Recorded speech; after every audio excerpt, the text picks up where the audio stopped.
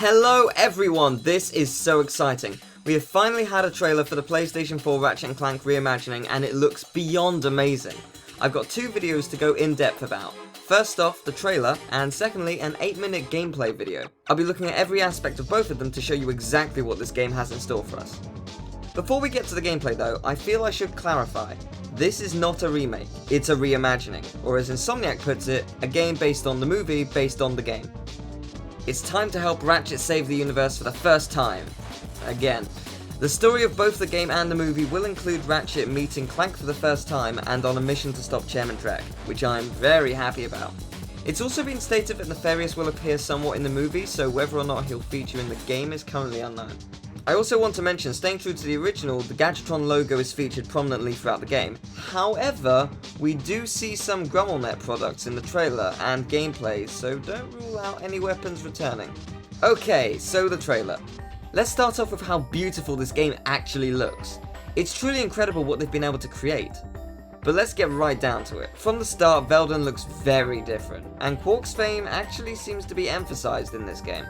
The first gameplay we actually see is the boss fight with the Blargian Snagglebeast, the very same that you fight on Umbris in the original. I can confirm that this is the Blargian Snagglebeast with the gameplay we see later, but we'll get to that when we get to it. I also have evidence to confirm it's on Nebular G34, Blarg Tactical Research Station, instead of on Umbris. But again, we'll elaborate more on this later.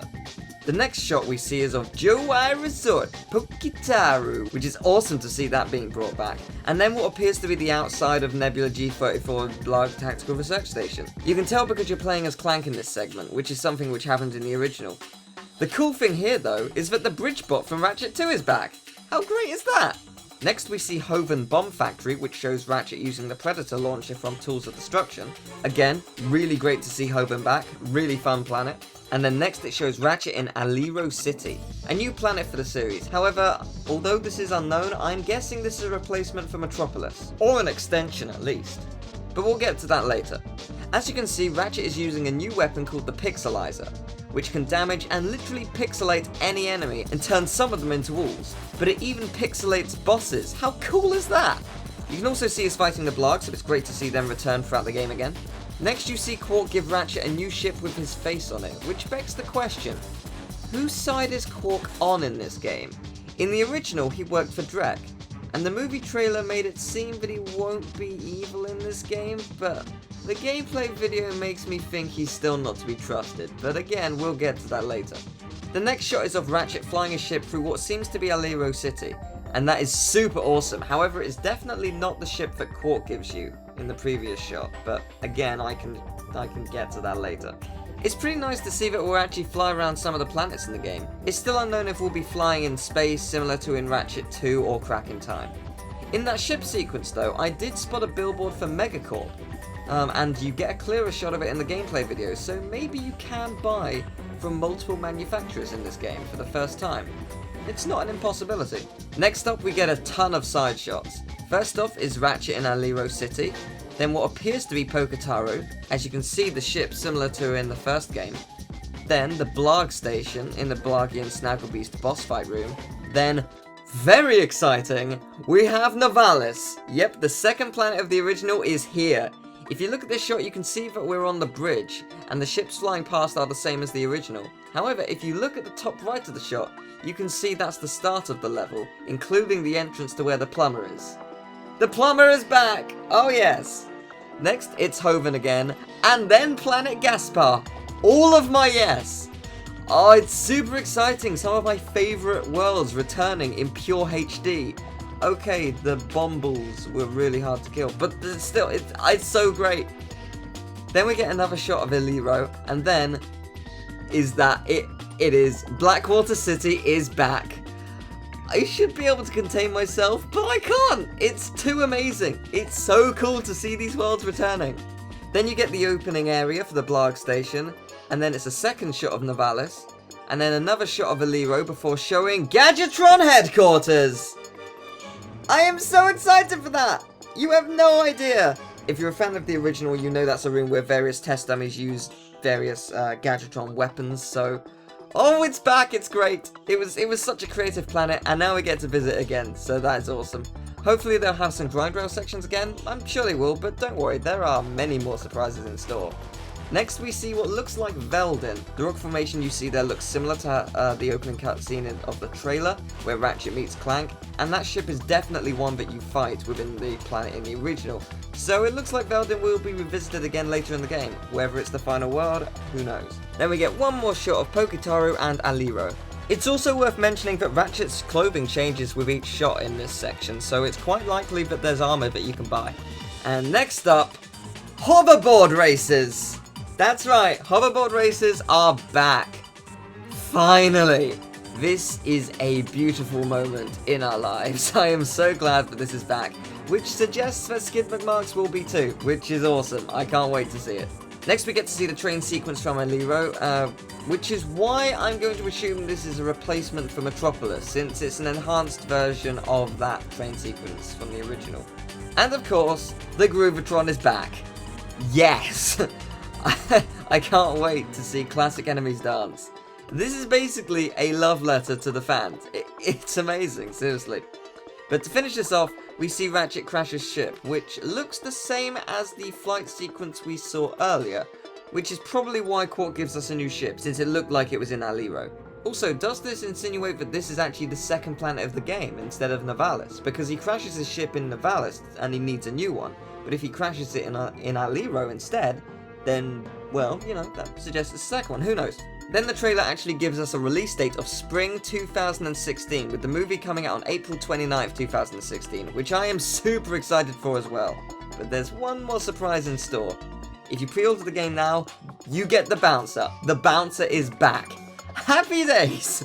I loved the Bouncer. It was such a fun weapon, and it's back. Which, again, was a Megacorp weapon, so maybe there are multiple manufacturers, who knows. Hopefully there will be other ways to get it, just in case some can't pre-order it, but I'm excited anyway. It's available for pre-order on Amazon.com right now, and I will talk more about that a little bit later. So, that was a lot of information to take in. Hopefully you are hyped. I wonder if you can tell if I am. But there's more! Next it's time to look at the gameplay video. Before we do though, I've already seen people say that it looks too easy. You have to remember, this is very early in the game. If this plays out similar to the original, the Blargian Snagglebeast was a very simple boss anyway, and like the Tactical Research Station was the 5th world of the game. Like, it's not far in. It's not even close to being halfway into the game, more a quarter if anything. Furthermore, Aleero City obviously seems to be based off Metropolis, is level 3, maybe even level 2. It's not supposed to be difficult yet, but there are reasons why this trailer and gameplay video looks a little bit easier than it actually is, and again, we'll get to that in a second. Anyway, we start off in Aleero City, where we get to see the robot dogs from Metropolis returning, with the Groovatron. Oh, it is satisfying, and oh look, a closer shot of that Megacorp billboard. It'll be interesting to see if Megacorp do play a part in this, or if it's just some foreshadowing. So we enter Aleero City train station, and I need to talk about the hub. It is so stylized. It looks lovely. It really does. It's just awesome. And I also want to address a point about the weapons. We see the Groovatron, the Pixelizer, the Combuster, which we first saw in Tools of Destruction, and the Warmonger from All for One. Now, the highest level we see in this part of the gameplay for the Combuster is level 4, which at first I was like, oh, is that the cap? Level 4 being the cap? That's a bit unusual. It's normally level 5. However, you don't seem to get any experience when you kill enemies on any weapon, so I believe this to be wrong. I know for a fact that the initial max level is level 5, and you see this in the next section of the gameplay, with various other weapons, which again, because I'm going to do it that way, we'll get to in a minute. But no experience is actually gained throughout the demo, so we don't actually know how much experience we're going to get from these enemies. Additionally, I don't believe the Warmonger is here at this point in the game. That's a very late stage weapon in All for One, so it's more likely that Insomniac just added this weapon to show it off. So no, the game definitely won't be too easy. The gameplay just looks easier because they've given us more weapons than we actually have at that point. As you can see, the train sequence is basically an insanely advanced version of the one in Metropolis, but there's so much detail crafted into everything. including the fact that you pass the fish that instantly kills you in various places in the Ratchet series. How great is that? I love it. Next up, as you can see, is Nebular G34, aka Blarg Tactical Research Station, and here, instead of on Umbris, is where you'll be fighting the Blargian Snagglebeast. First off, let's talk about the cutscene. It doesn't seem like they're going down the road of Ratchet being angry at Clank, because I know there was a thing where they felt that they wanted to make him seem less aggressive towards Clank and a bit less of a jerk, so they're kind of, I think, sidestepping away from that in this retelling. But I do believe Qwark will be betraying him. Just the way he talks about the Snagglebeast and the way he talks to them is just very odd. So I think he's going to betray them, and this pleases me greatly.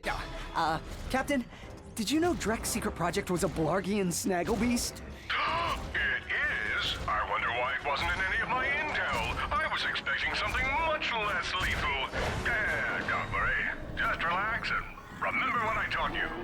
So let's talk about the boss. It's very different to how it was in the original, but different is great. It looks like a really fun boss, and I love the boss health meter. Having it measured by a percentage is just really, really nice. The weapons you can see here, like before, are the Groovatron, the Predator Launcher, the Pixelizer, and the Combuster. But we also have Mr. Zurkon from Tools of Destruction, the Pyrocyter from the original Ratchet Clank, and the Fusion Bomb from Tools of Destruction. However, as you can see here, this is normally the Fusion Grenade. The Fusion Bomb is the name you get when it becomes V5. And as you can see, it is V5 in this shot.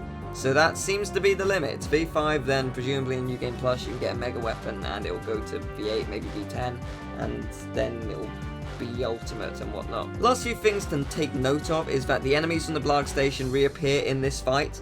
I'm guessing this boss will replace the original Queen fight. And you can actually pixelate the boss. How cool is that? Finally, Ratchet actually gets tired in the cutscene afterwards, which makes a lot of sense. You know, he's new to this, and yeah, it's good for their addressing that. And the infobots are actually back. Yes, I love everything about this. There's not a thing I hate right now. It's great. It's all flawless. So I think the final thing I'll share with you all, on Amazon.com, the game is only $40, but Insomniac have stated already it is a full-fledged game. I love them. I love them so much. I don't know about all of you, but I am super excited. I can't wait. I really can't wait. Tell me what you're all looking forward to, what you hope to see, and I would really appreciate if you shared the video, gave it a like, and subscribed. You can definitely expect me to post more news, more analysis videos, etc., and a review of the movie and the game when it's released, as well as a Let's Play. I cannot wait. I am so excited, and thank you for watching. I will see you later. Goodbye.